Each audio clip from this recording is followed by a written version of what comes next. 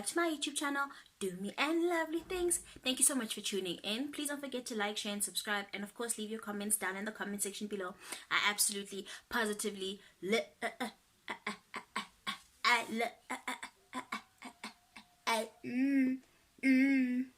love to hear from you. Okay, so actually today we're gonna do quite a bit of serious topics, you know, because I mean serious things have been happening in Saudi. Serious things have been happening in Saudi lately. I don't know why my earrings are against me. Hey, they are really not for me today. They're just working against me and I don't know why. But anyway, let's talk. So on this video we're going to talk about of course Amabishop, a review of yesterday's episode with Bishop I Makamu.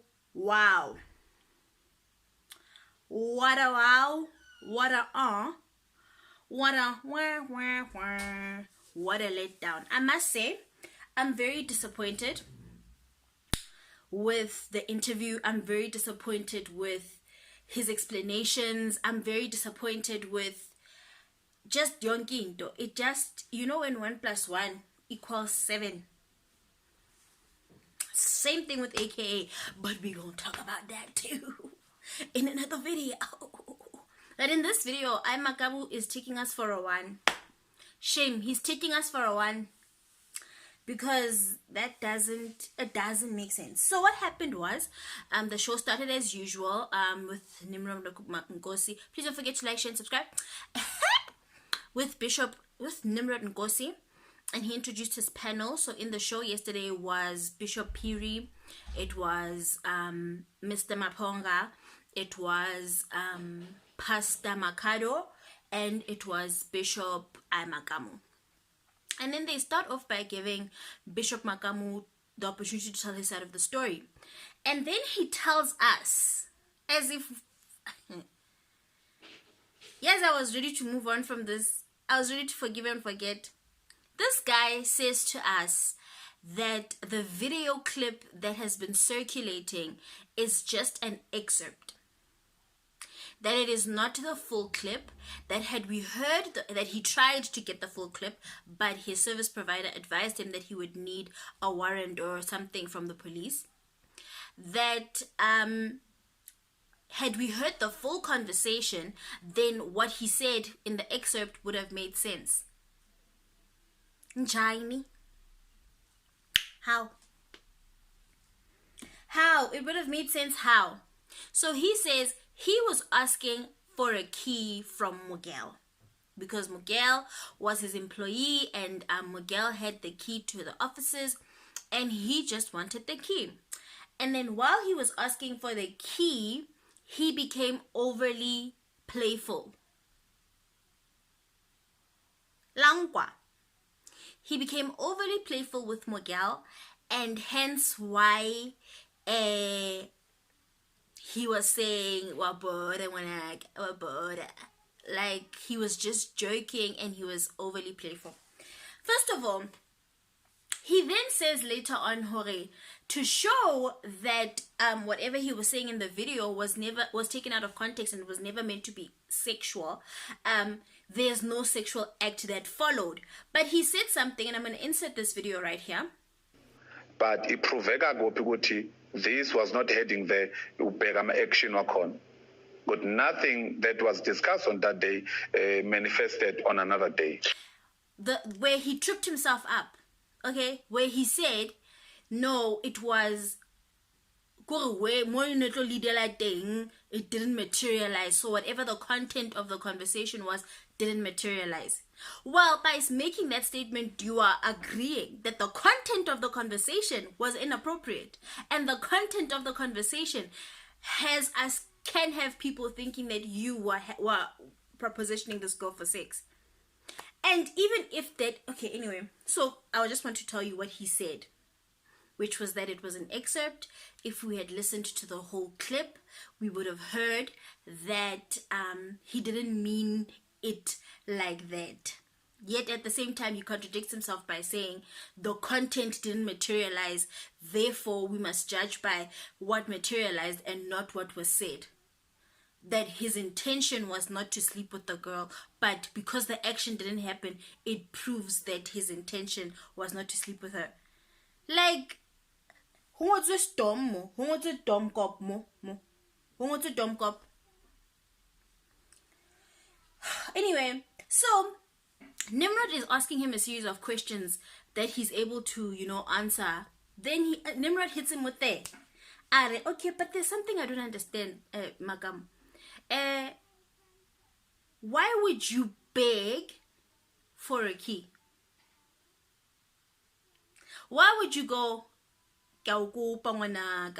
for a key? Your key. Why would you beg for a key? And you know what his answer was?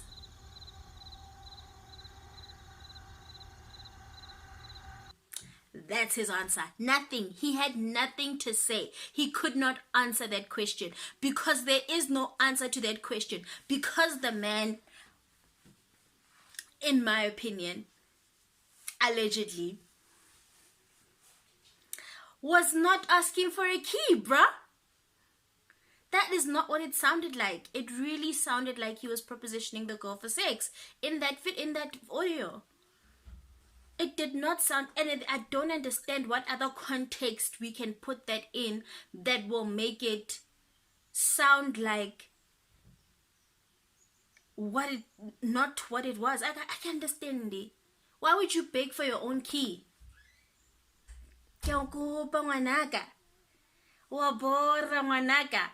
You know you're gonna get the key on Sunday. Why are you saying wabora? Odlala kang? Odlala in which way? Odlala how? I just wish that Makamu would have just come out and said, like how he said that what he was saying at church to his wife, it was he was quoting the prodigal son who, when he came back to his father's house. What did the prodigal son say to his father? That he wasn't really apologizing to his wife because he did something inappropriate. Rather, he was just apologizing, quoting the prodigal son. Are you dumb? Are you dumb? Really? Is that what we're doing? Is that what we're doing now? No, brah. No, brah.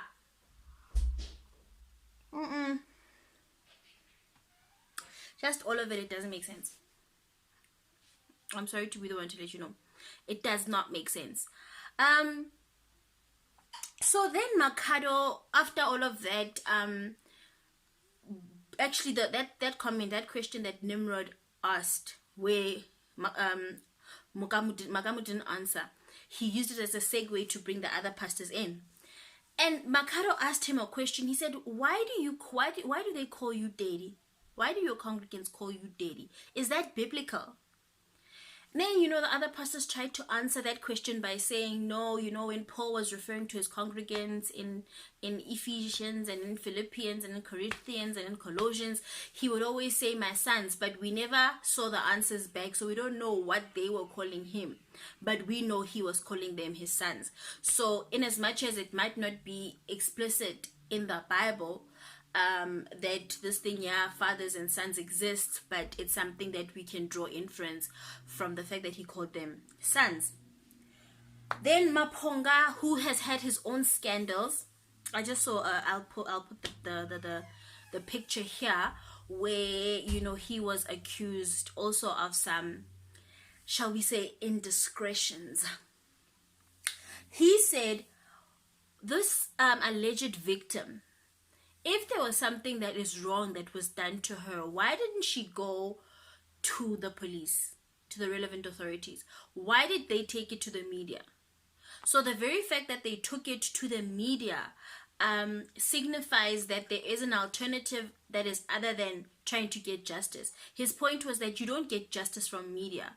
You get justice from the justice system. And as much as I don't like Maponga, I think he's a very confused individual. I think I say that in every video. I agree with him. I tend to agree with him on this point, that there is definitely an intention to achieve something other than justice by bringing this whole matter to the media. And you know, to be honest, did she achieve what she wanted to achieve? Probably. A lot of us are now looking at Makamu like, ooh, wena. But Makamu's also not playing it correctly. Yeah.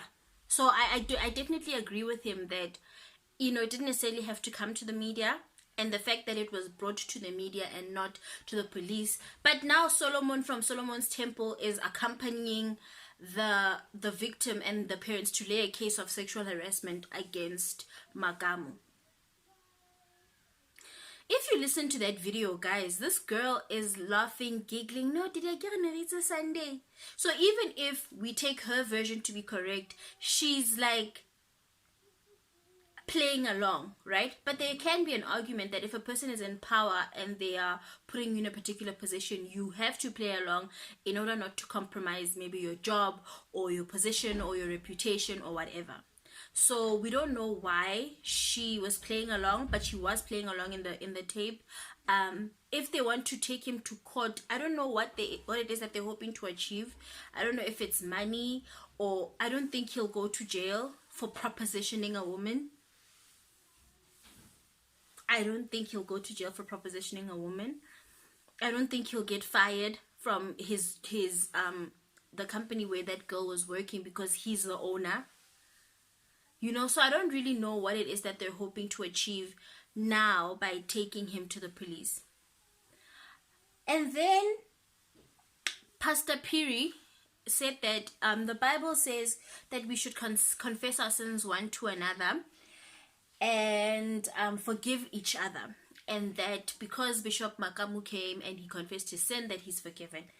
I would agree with Piri. But for one thing, he did not confess his sin. He didn't. He said that I didn't do anything wrong. The tape was out of context. And that is the reason why we're having this video. And that is the reason why this thing doesn't want to die. And that is the reason why we're still talking about this thing. Because he didn't come out and just openly say, look, I messed up. And I've apologized to my wife, I've apologized to my church, I was caught in an indiscretion. That's something different. But for him to come out and say, no, it was nothing inappropriate, it was nothing untoward, they just excerpted something to make me look bad. That's not an apology, and that's not good enough, and we're not stupid. We're not stupid. He's saying here he's apologizing for how it can appear, but he's not apologizing that it happened. You were not asking for a key, bruh. You're only using this as an opportunity because the excerpt isn't explicitly saying, hi, I want to have sex with you. So you're using that loophole to say, no, I wasn't talking about sex. Just because you didn't explicitly say sex, it doesn't. And the other thing he said he's from Kasi, so he knows blah blah blah blah blah blah blah blah. Well, if you're from Kasi, you know the lingo, and you know in Kasi, if a man says to a woman "watimana" or "wabora" or "utompa," you know, we all have a sense about what that implies and how and where. So, yeah. Anyway, that's what I think about this, the review. That's my review for last night's episode of Amabishop. I think that Bishop Makamu is taking us for a run. I was supporting him. I was wishing him well. I still wish him well. I'm still praying. But I really feel that he tried to deceive us this time, and I'm not happy with that. I think that he's not being honest. He's being disingenuous, and he's taking us for a run. And I ain't happy. I ain't happy. But anyway, that's it. That's all I have for you guys today. Thank you so much for watching. Let me know what you guys thought about the episode of Amabishop yesterday. And let's just have a nice chat and a conversation about it. Until next time, Bomalavo. Bye!